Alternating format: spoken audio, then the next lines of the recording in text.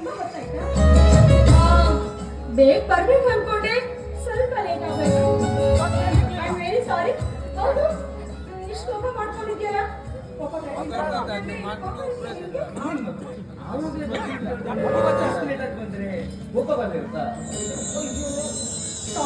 Am very sorry. ಅಂದಾಗೆ ಮಾಯ, ನಂಗೊಂದು ಮಾತು ಹೇಳಿದೆ, ಊರು ಬಿಟ್ಟು ಬಂದು ಚಿಕ್ಕಪ್ಪನ ಮನೆಯಲ್ಲಿ ಆರಾಮಾಗಿದೆಯಲ್ಲ, ಈ ಪ್ರಿಯಕರ ನೆನ್ಪು ಕೂಡ ನಿಂಗೆ ಇಲ್ಲ ಅಲ್ವಾ? ಅದೇ ಒಂದು ತಿಂಗಳು ನಂತರ ಕಾಲ್ ಮಾಡ್ತಾರೆ ತಿಳಿಸ್ತಾ ಇದೆಯಾ, ನನ್ನ ಮರ್ತು ಬಿಡೋ ಪ್ಲಾನ್ ಏನಾದ್ರು? ಏನು ಹಾಗೆ ಹೇಳ್ತೀಯ?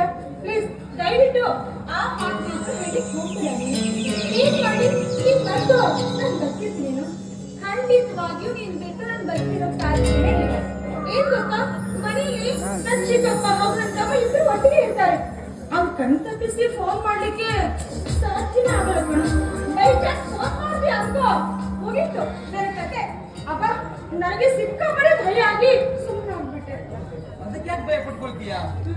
ನಾನ್ ತಿಳಿಸಿರೋ ವಿಷಯ ಒಂದಲ್ಲ ಒಂದ್ ದಿವಸ ನಿಮ್ ಚಿಕ್ಕಪ್ಪನಿಗೆ ಗೊತ್ತಾಗ್ಲೇಬೇಕಲ್ವಾ? ನೋಡು ಕಣೆ, ನಾನೊಬ್ಳು ಅನಾಥ. ಚಿಕ್ಕ ವಯಸ್ಸಿನಲ್ಲೇ ತಂದೆ ತಾಯಿನ ಕಳ್ಕೊಂಡು ಚಿಕ್ಕಪ್ಪನ ಆಶ್ರಯದಲ್ಲಿ ಬೆಳೆದಿದ್ದೀನಿ.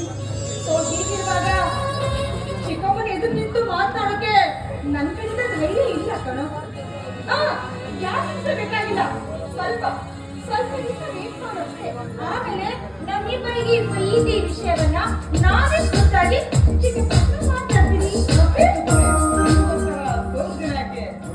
ಜನ್ಮ ಬೇಕಾದಂತ ಇದ್ದೀನಿ. ಹಾಗಾಗಿ ನಾನು ಅರ್ಜೆಂಟ್ ಆಗಿ ಬರೋಕ್ ಹೇಳ್ತೀಯಲ್ಲ, ಯಾಕೆ? ಯಾಕೆ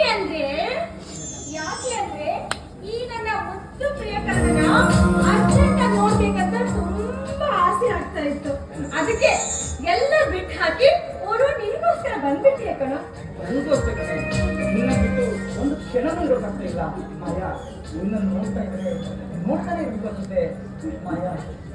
ಈ ನನ್ನ ಹೃದಯ ಮಗುದಲ್ಲಿ ಯಾವತ್ತೂ ಬಾಗಿಲು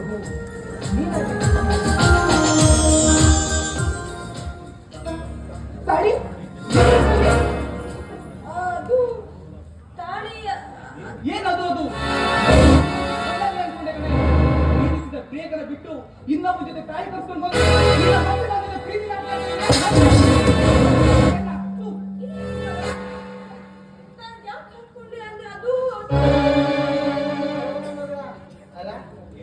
ನೀನ್ ಎಲ್ಲಂತ ಹುಡ್ಕೋದವ ಮಗಳ, ಮನೆಯಾಗ ಶೂಟಿಂಗ್ ಹೇಳಾಕತ್ತೈತಿ, ನೀನ್ ನೋಡಿದ್ರ ಇಲ್ಲಿ ನಿಂತಿದ್ಯಲ್ಲವ ಮಗಳ. ನೋಡಮ್ಮ ಮಾಯ, ಸಿನಿಮಾ ರಂಗದಾಗ ಮೊಟ್ಟ ಮೊದಲ ಬಾರಿಗೆ ಒಂದು ಅವಕಾಶ ಸಿಕ್ಕೈತಿ. ಚಿಕ್ಕ ಮಗನ ಆರೈಕೆ ಮಾಡೋ ತಾಯಿ ಪಾತ್ರನ, ಆ ಪಾತ್ರವನ್ನು ಚೆನ್ನಾಗಿ ನಿಭಾಯಿಸಿ ನಿನ್ನ ಚಿಕ್ಕಪ್ಪನ ಆಸೆ ಖಂಡಿತವಾಗಿಯೂ ನೆರವೇರ್ತದೆ. ಹೌದು, ಇನ್ನೊಂದು ಶೆಟ್ಟೆ ತಾಳಿ ಧರಿಸ್ಕೊಂಡೇ ಸಮಾಧಾನ ಆಯ್ತು ಕಣೆ. ಯಾರು ಮಗಳ?